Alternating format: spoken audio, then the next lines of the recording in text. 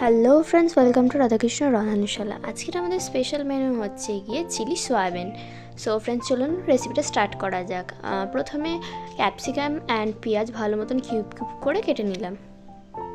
আমরা এখন সয়াবিনগুলো সেদ্ধ করতে বসিয়ে দিয়েছি। চলুন বন্ধুরা, এবার সিদ্ধ করা সয়াবিনগুলোর ম্যারিনেশন স্টার্ট করা যাক। পরিমাণ মতন ময়দা, পরিমাণ মতন কর্নফ্লাওয়ার অ্যাড করে নেব প্রথমে। তারপর এতে আদা, রসুন, শুকনো লঙ্কার পেস্ট একসাথে মিক্স করে অ্যাড করে নেব।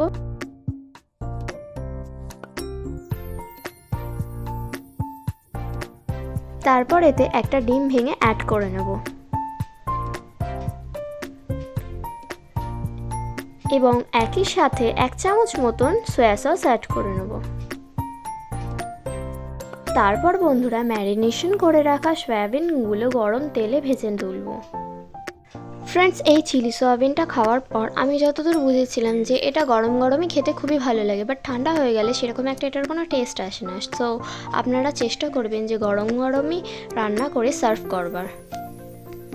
সয়াবিনগুলো ভেজে তোলা যে গরম তেল ছিল, সেই তেলতেই এবার আমরা হচ্ছে গিয়ে পেঁয়াজ, ক্যাপসিকাম এগুলো ভালো মতো নেড়েচেড়ে ভেজে নেব। অ্যান্ড ফ্রেন্ডস, আমি কাঁচা লঙ্কাটা এই চিলিতে ইউজ করতে খুব ভালোবাসি, মানে চিকেন হোক বা সয়াবিন হোক, কাঁচা লঙ্কাটা দিয়ে খেতে আমি বেশি ভালোবাসি। সো আমি এর জন্য এখানে কাঁচা লঙ্কা ইউজ করে নিয়েছিলাম। অ্যান্ড এই যে আমরা কিছুটা নুন অ্যাড করে নেব এই ভাজাতে।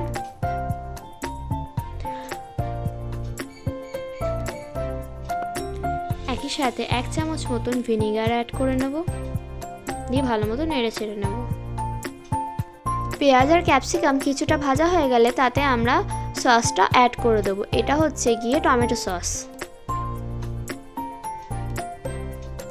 সস অ্যাড করে ভালো মতো নেড়ে চেড়ে নিতে হবে। তারপর পরিমাণ মতন জল দিয়ে কিছুক্ষণ ফুটিয়ে নেব। বন্ধুরা, এই এখন ফুটে যাওয়া গ্রেভিতে আস্তে আস্তে আমরা সয়াবিনের যে পকোড়াগুলো তৈরি করেছিলাম সেগুলো দিয়ে ভালো মতো নেড়ে চেড়ে নেব।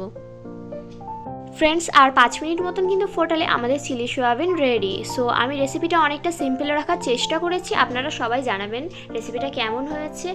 অ্যান্ড সবাই ভালো থাকবেন, সুস্থ থাকবেন। আজকের মতন এটুকুই, দেখা হবে নেক্সট ভিডিওতে।